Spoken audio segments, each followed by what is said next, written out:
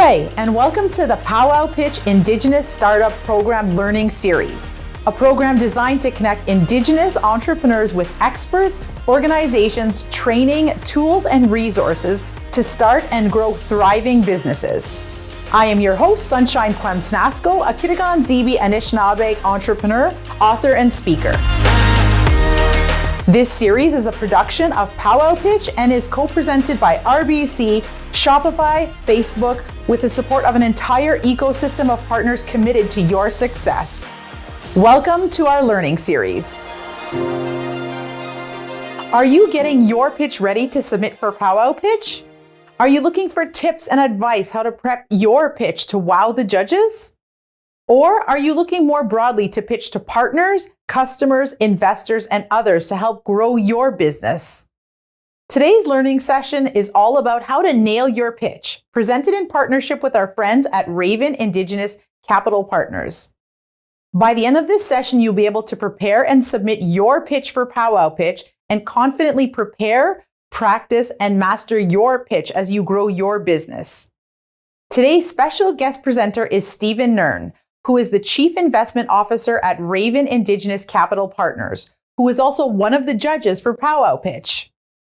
Raven provides seed and early stage capital to innovative, scalable, purpose-driven Indigenous enterprises in Canada and the United States. Stephen will present a workshop for us, and then I'll have the chance to chat with him to dive deeper into all things pitching. Welcome to the Pow Wow Pitch Learning Series, Stephen. We're thrilled to have you with us here today. Hello, everyone. I want to open up today just by acknowledging and thanking Sunshine for the kind introduction and to share with you how excited Raven Indigenous Capital Partners is to be partnering with Pow Wow Pitch. My name is Stephen Nairn. I'm one of the co-founders and Chief Investment Officer of Raven Indigenous Capital Partners. We've been around since 2019. And my job today is really to share some of what I've learned over the last 15 years in listening to entrepreneurs pitch for capital and pitch for customers. And so thank you in advance for your attention. The first thing I'd like to share with you is just some thoughts about getting ready. And I think one of the most important things for entrepreneurs to understand is that investors tend to approach entrepreneurs with the image of a funnel. And what that means is that of the 100 or 1,000 pitches that they'll see, they will try as quickly as possible to funnel down those entrepreneurs to 100, then to 50, then to 20, 10, and ultimately to a single opportunity that they're going to invest in. And so the first thing I want to share is really 4 or 5 tips that I think will help you make that connection with the judges and hopefully have a successful pitch. So I think the first tip is do what you can to get to know the judges. And that typically involves a little bit of online research in terms of what their interests are, what their professional affiliations are. And what you're trying to do is determine whether there are any individuals in your own network. They may be other investors, they may be other entrepreneurs, they may be mutual friends or relatives. Anything you can do to make a connection with one of the judges will always make your pitch stand out and be more memorable. And this is a really important investment of your time. I think the second thing is just stepping back and developing your story or your narrative. It is true that investors spend an awful lot of time on spreadsheets doing financial analysis, but at the end of the day, a lot of investment is based on what we would describe as character and story-based investing. And whether it's a 1-minute format or a 3-minute format, it's really important for you to try to distill the essence of the story that you want to tell.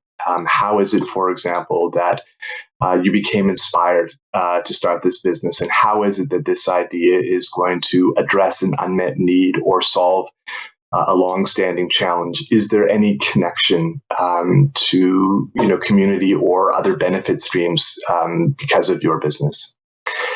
The third thing is, even for people like myself who've had to pitch many, many hundreds of times, I still get nervous. I think the only way I have discovered to get around my nerves is to practice, and rehearse. And for myself, that involves telling my story out loud, often multiple times. I often do so accompanied by a stopwatch, and sometimes I even record myself to try to better understand my tics are or habits, and also to really come across as possible as a trustworthy individual, as an animated individual, as somebody who is coachable. So there's a lot of silent messaging, I think, that goes on in a pitch, and the only way really to do that is to practice.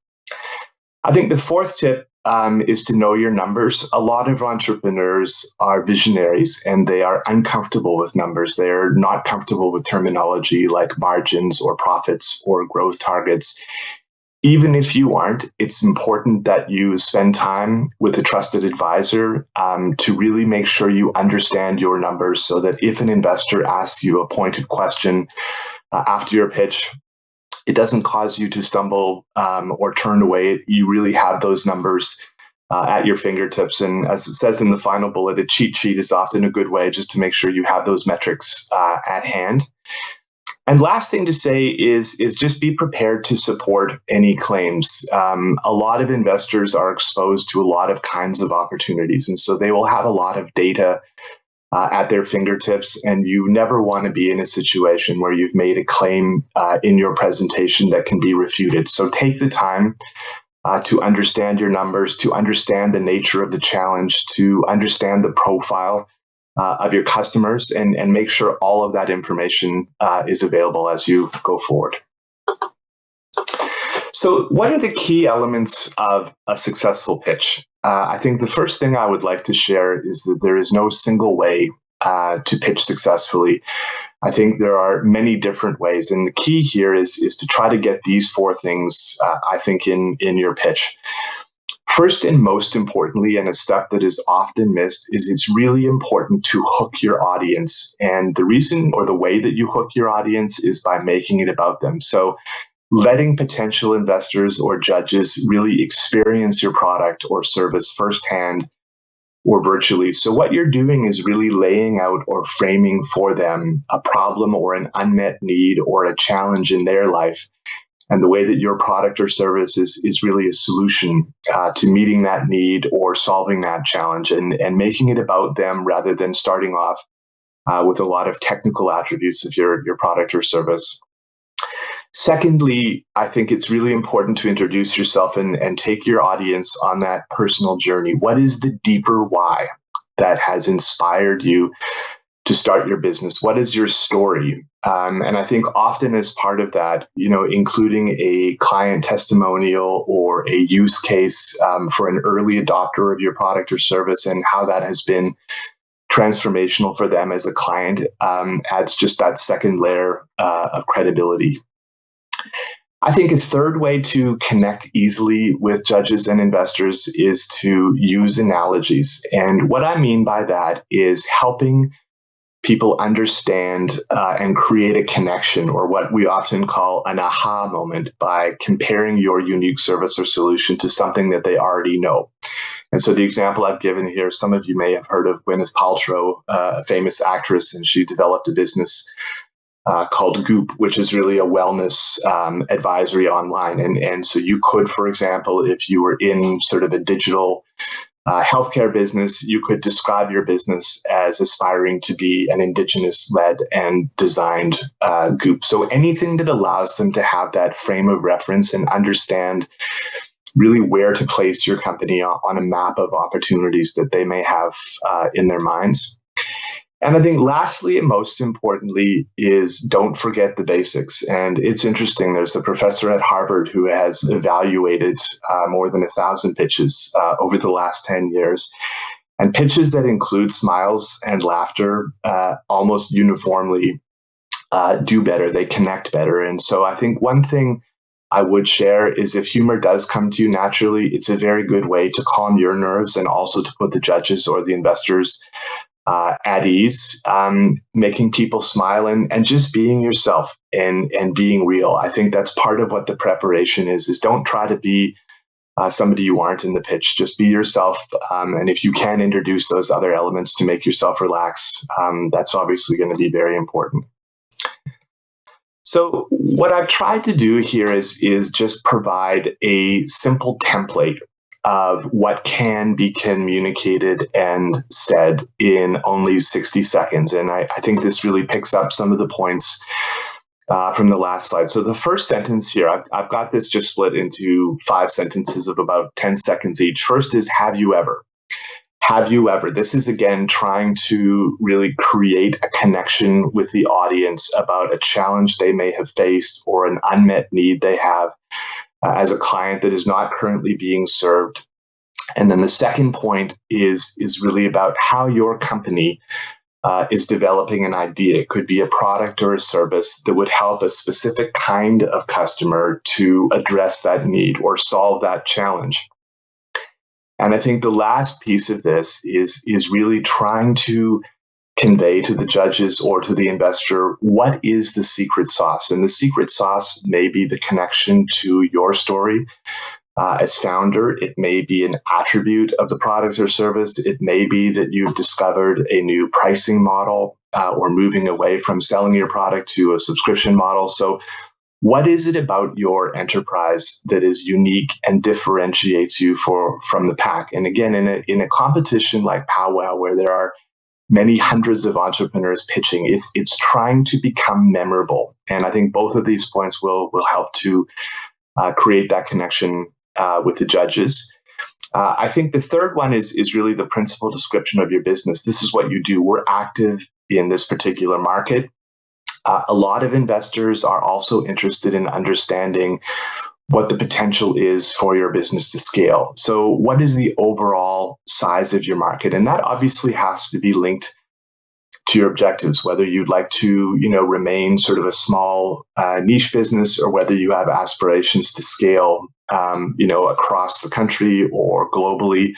I think both of those are very important, and also to try to convey to investors that the market segment you're in is an industry that is set to grow over the next period of time. And that could be the next 3 years, 5 years, or next 10 years, and how quickly you expect that market is going to grow.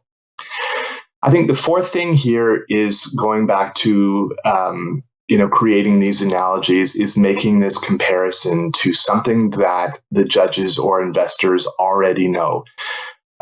We are similar to this company, but we're different because of ABC.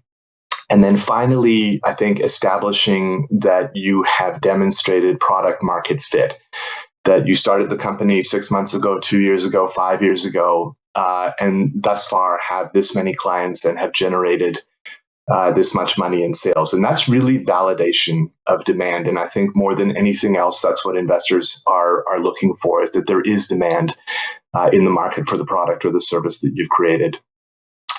The last element of your pitch, which I think is really crucial here, is communicating to judges that if you were successful in winning Pow Wow Pitch, whether that's the first prize of $25,000 or a lesser prize, how specifically would you use the money to help your company advance to the next stage of development? Would your next investment be hiring somebody, for example, around inventory and order fulfillment? Would it be launching a digital sales and marketing plan? Would it be setting aside money for working capital or inventory development? So it's really important that the judges are clear on where this money would go and how it will catalyze this company really leapfrogging from where it is today to the next stage of development. So on the next slide, I've prepared for you just a 1-minute pitch from a company in California. This was an entrepreneur who went to Stanford University about 7 or 8 years ago and was put on the spot to deliver a 1-minute pitch. And I thought it might be helpful for you just to see how he used this opportunity to communicate what I think is a very clear and very memorable pitch, and one that I think you would benefit from watching. So I'll just play that video now.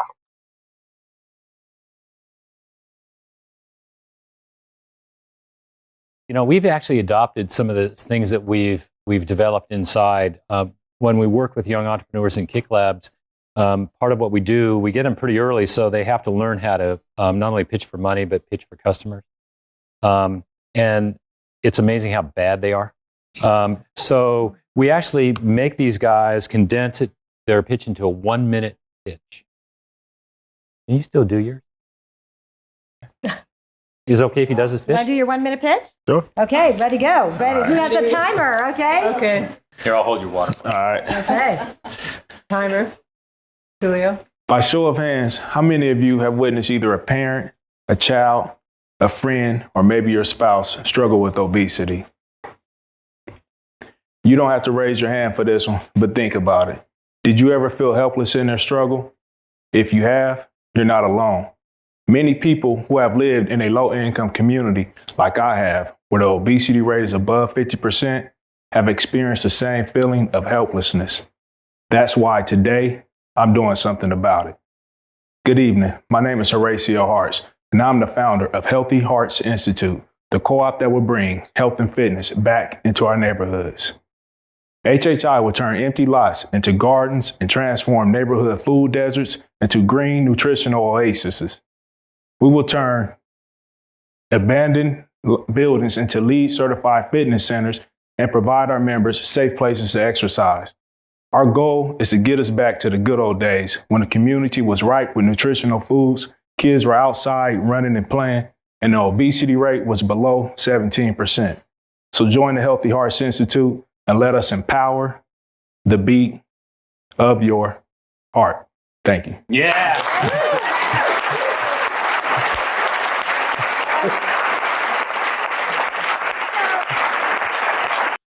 The next section is after your 60 seconds are up, the judges will have 2 minutes to ask you questions about your company. And what I've tried to do here is just create a list of the 9 or 10 questions that I think judges are most likely to ask. And it is really important before your pitch that you prepare answers to these questions, and so that they come across crisply and clearly, and that the judges feel confident about your answers. So, the first and most obvious one is, how did you come up with your idea? And I can tell you, in Raven's portfolio, some of the founder stories we have are incredibly compelling. A connection to land, or a connection to culture, a connection to an elder or an ancestor.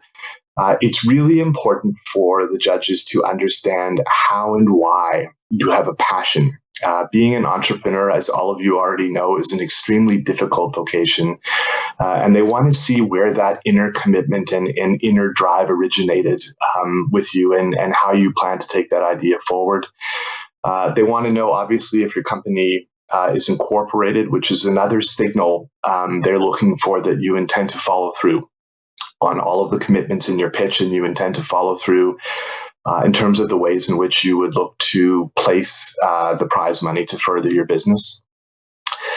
Preparing questions around numbers. We've talked about that a little bit.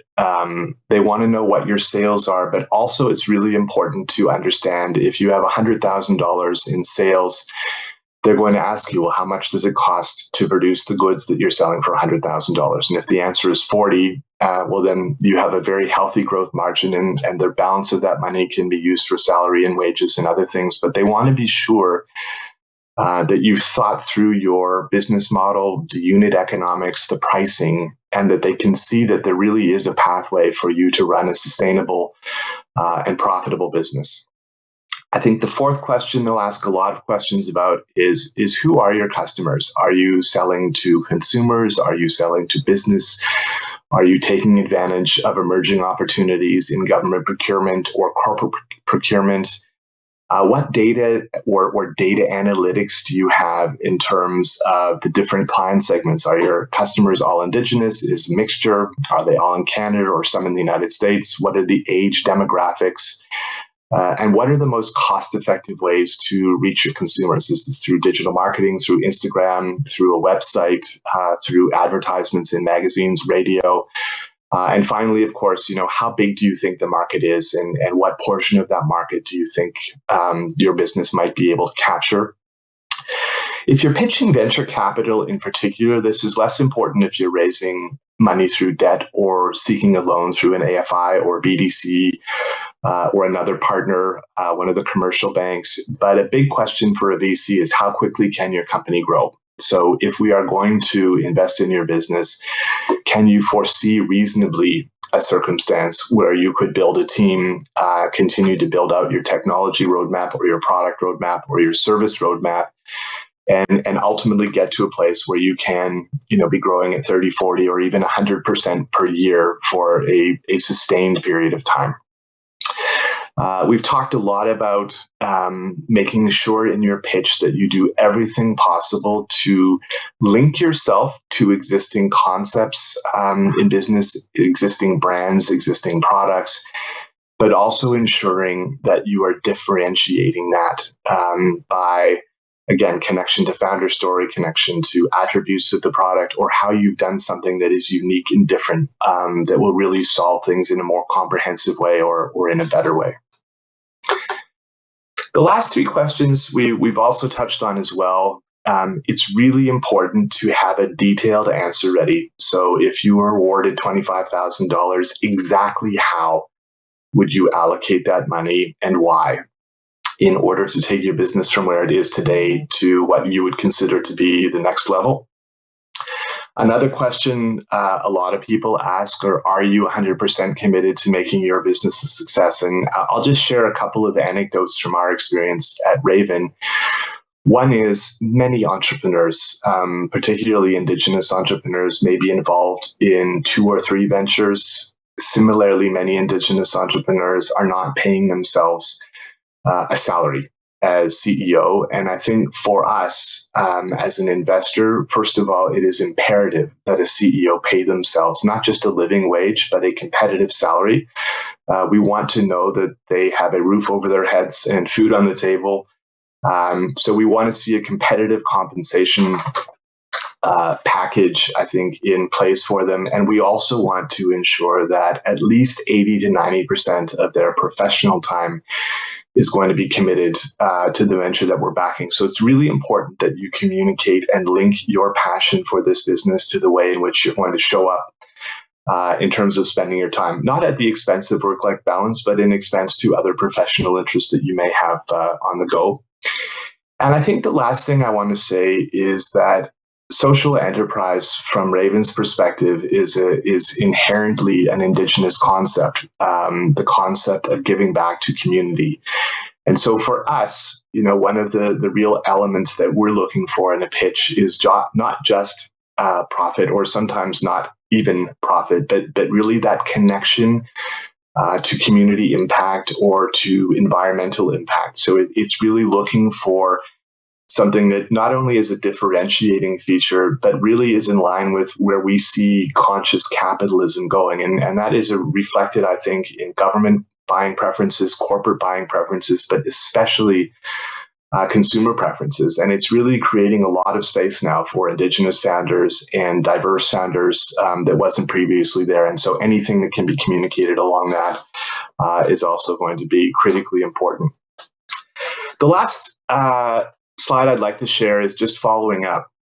This is absolutely vital in any pitch, that you just take 5 minutes that evening or the following day to communicate with an investor that you pitched, or communicate with judges if it's a competition. It doesn't have to be a long note, but I do think there's really 4 elements that you want to communicate. First of all, just briefly, an appreciation of the way in which the judges or the investor showed up and engaged.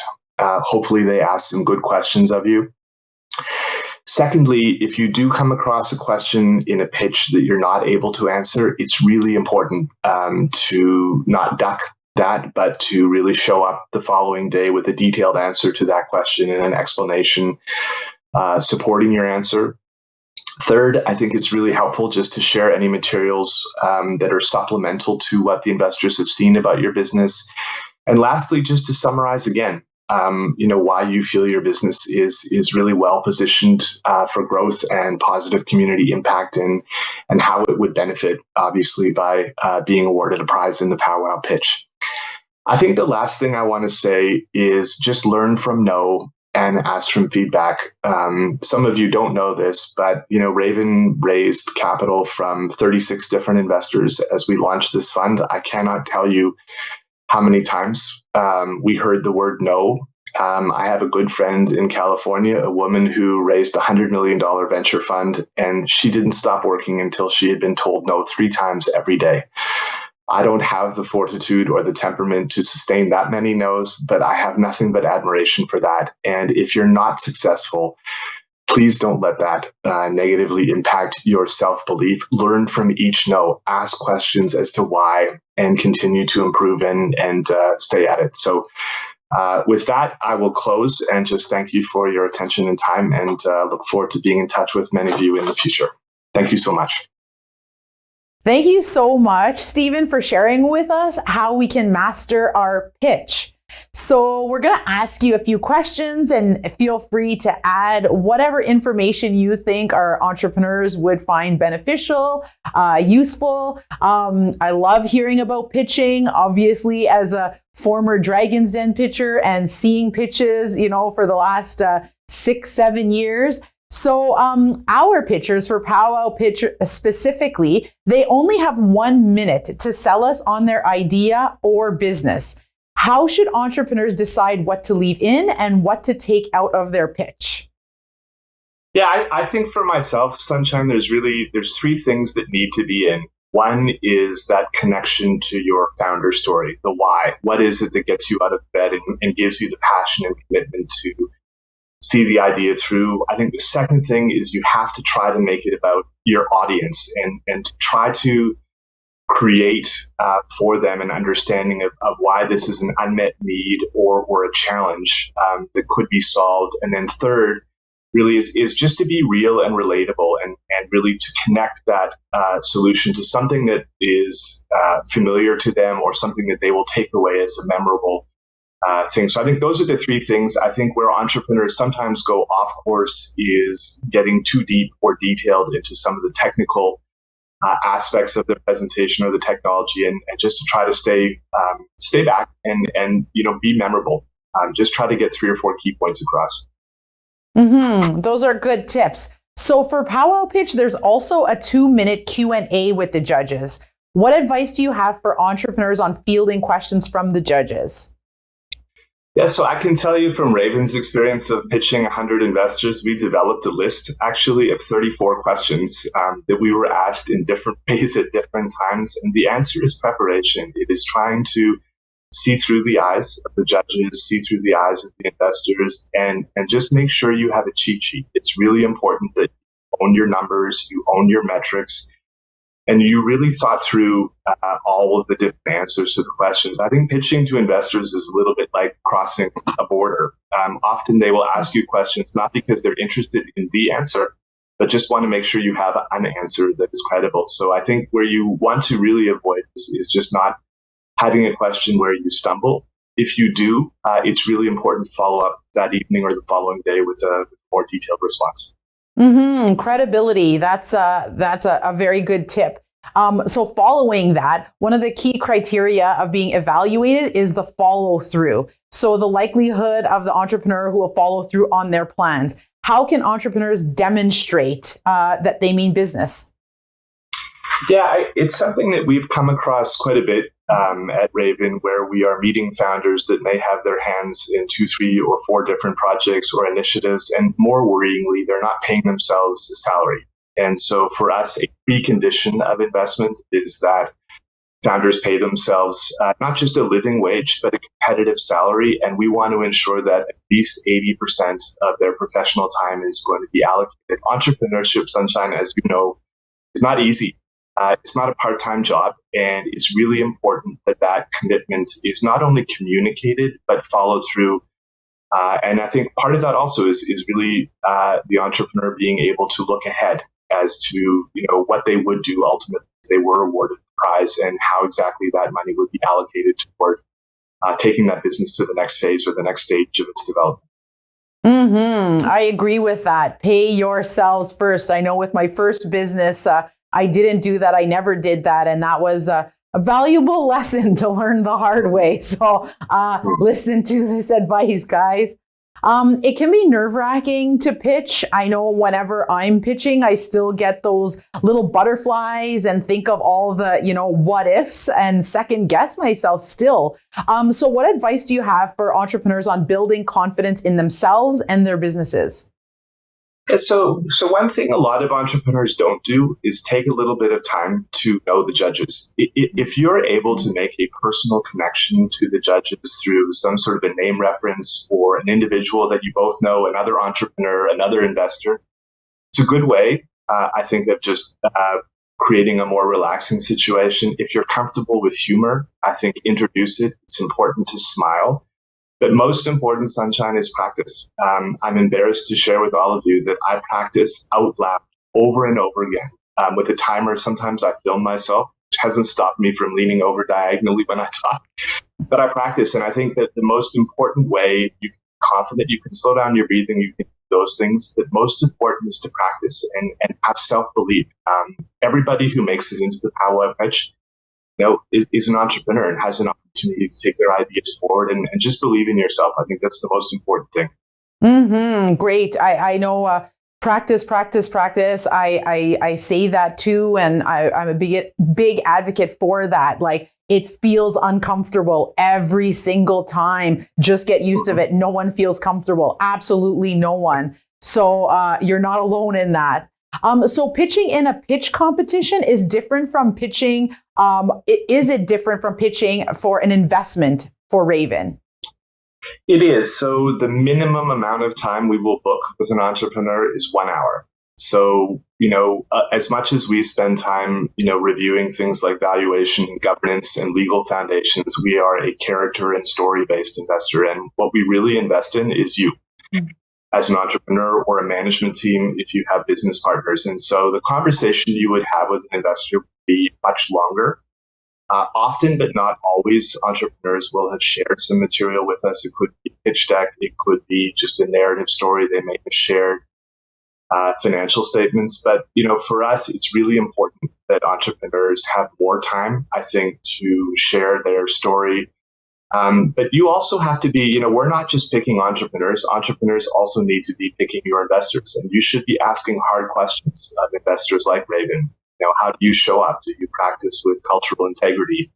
Who do you know in my business? Do you have any industry knowledge or contacts in my business that could really leverage what I have myself? So I think all of those things are important. And I think, for us at Raven, we really have worked hard to center relationships in the way that we sort of decolonize the investment process. And, bringing on an investor like Raven is a form of marriage. It is not something to be entered into lightly. And we like to date for a while, sometimes for 3 months, sometimes for 6 months. And it's really important that we build that trust because, this is something where we want to work in alignment with the entrepreneurs as long-term partners to unlock value, but also to connect value and impact back to Indigenous communities. So for us, the first hour is really just an opportunity to see about fit, maybe talk a little bit about an investment concept or how much money the entrepreneur is looking to raise, how they might use the proceeds. But it's just the first step in what is hopefully a journey where we'll all pick up our paddles and get going in the same direction. I love that. Like, be aware of who you're trying to get into bed with, really, and do all your research. There's so much information out there. A quick Google search will tell you a lot. So I think that's an important piece of advice. Thank you for that. Yeah, and Sunshine, just to add quickly, just 2 more things to that. Yeah. One is, 2 or 3 founders in the companies that Raven has invested in, unfortunately gave up huge ownership stakes in their company at very early stages with unsavory characters that we think were acting in really predatory and extractive ways. So again, it's just a reminder, it's very hard to undo these mistakes. And if you want to know more about an investor, it's not at all unfair or out of bounds to ask them for references. Raven, who have you invested in? Can I talk to 2 or 3 of the CEOs in your portfolio to really understand how you show up? You say you're more than money. I'd like to find out more about what you offer. And you really need to ask those questions to make sure that you're getting involved with the right people. That's interesting and appreciate that you said that, especially coming from you, right? So that's valuable information as well. So the 2017 Pow Wow Pitch alum, Jen Harper, who founded Cheekbone Beauty, received $350,000 investment from Raven. What types of businesses are you supporting, and at what stage should businesses, should they reach out and explore opportunities with you guys, with Raven? So I'll just start with, sort of our target. So, Raven's really targeting what we call the Indigenous innovation economy. So we're looking for companies that are innovative, that we think have potential for scale.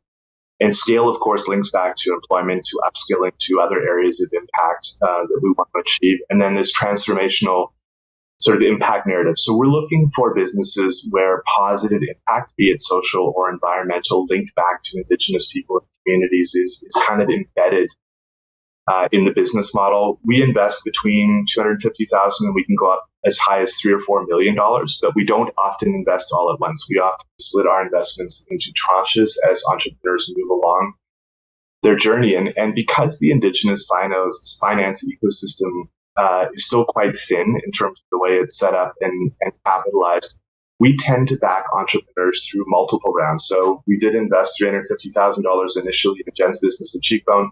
We've also done follow-on financing to get her now up to the third stage. And so we're really trying to help our entrepreneurs go all the way sort of through that journey. So those are kind of the targets. I think, Sunshine, we are sector agnostic, but we're definitely seeing clusters of opportunities. So a lot of our portfolio is sort of technology. Some of it is around natural products.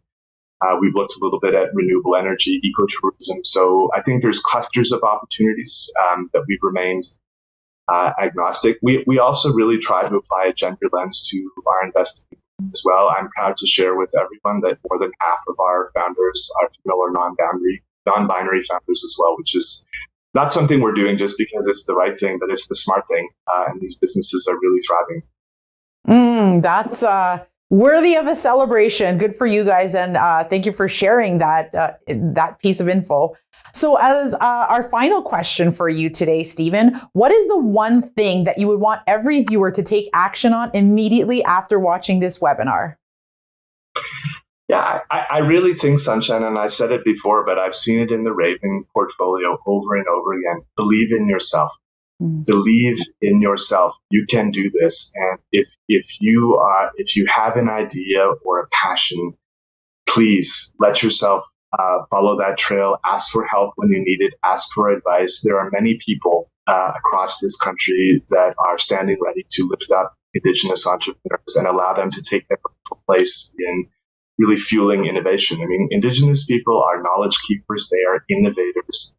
And this has been lost in the narrative due to all of the unfortunate history in this country. But we are so excited. And I can tell you from Raven's perspective, we are here at the right time. And the quality of Indigenous entrepreneurs in this country is extraordinary. And we couldn't be more excited.